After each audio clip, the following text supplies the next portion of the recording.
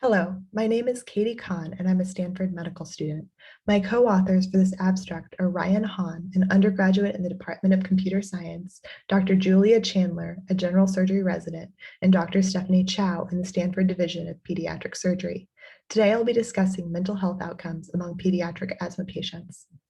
This project came about after investigating mental health outcomes in pediatric patients with traumatic injury. Patients with asthma and appendicitis were used as control groups, with asthma treated as a proxy for chronic disease. Asthma is the most common chronic childhood illness in the United States, affecting over 5 million children and accounting for significant morbidity in healthcare utilization, including 74,000 annual hospitalizations. Prior community-based studies have suggested an association between childhood asthma and poor mental health outcomes, including depression, anxiety, and PTSD. However, there are few population-based studies assessing this risk, and the causal and temporal relationship is unclear in the literature. The IBM MarketScan private insurance claims database was used to identify children between 5 and 18 years of age admitted for asthma, traumatic injury, and appendicitis between 2007 and 2016. We excluded patients with 2 or more of the diagnoses of interest and patients with a mental health diagnosis of interest in the 6 months prior to their index exposure admission. Time to event analysis was performed to compare the mental health outcomes of PTSD, depression, anxiety, and adjustment disorder among children admitted with asthma to those children admitted with traumatic injury and appendicitis. Risk factors for mental health diagnosis were assessed, including total number of healthcare exposures, both inpatient and outpatient visits, hospital admission length of stay, intubation, ICU admission, traumatic injury severity by ISS or injury severity scores, asthma severity approximated by outpatient pharmaceutical claims. 68,024 children with admissions for asthma, traumatic injury, and appendicitis were identified in the database. Among the 20,958 children with asthma-related hospital admissions, 2.9% developed a subsequent mental health diagnosis of PTSD, depression, anxiety, or adjustment disorder.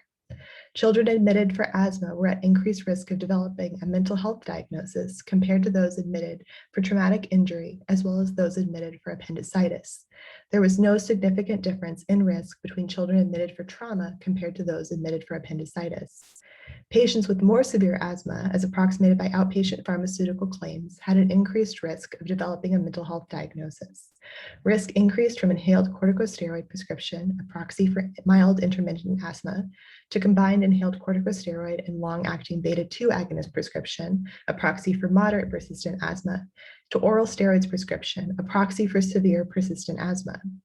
Increased length of stay was associated with an increased risk of mental health diagnosis, with a 2% increased risk for each additional hospital day in all exposure groups, and a 3% increased risk each day in the asthma group. Overall healthcare exposure was not a significant predictor of mental health diagnosis across all 3 groups and all outcomes. Children admitted to the hospital for asthma are at an increased risk for diagnosis with a mental health condition compared to patients admitted for traumatic injuries or appendicitis. A variety of variables mediate this relationship, including hospital length of stay and asthma severity. It is possible that living with a chronic medical condition with life-threatening episodes may lead to the development of depression, anxiety, and PTSD. It is also possible that the medications used to treat asthma may exacerbate mental health conditions in patients with increased vulnerability to mental health conditions. While further research is necessary to establish a causal relationship between asthma and mental health outcomes in pediatric patients, understanding this population as at greater risk can allow for the appropriate intervention and treatment, particularly among children with prolonged asthma-related hospital admissions and more severe asthma.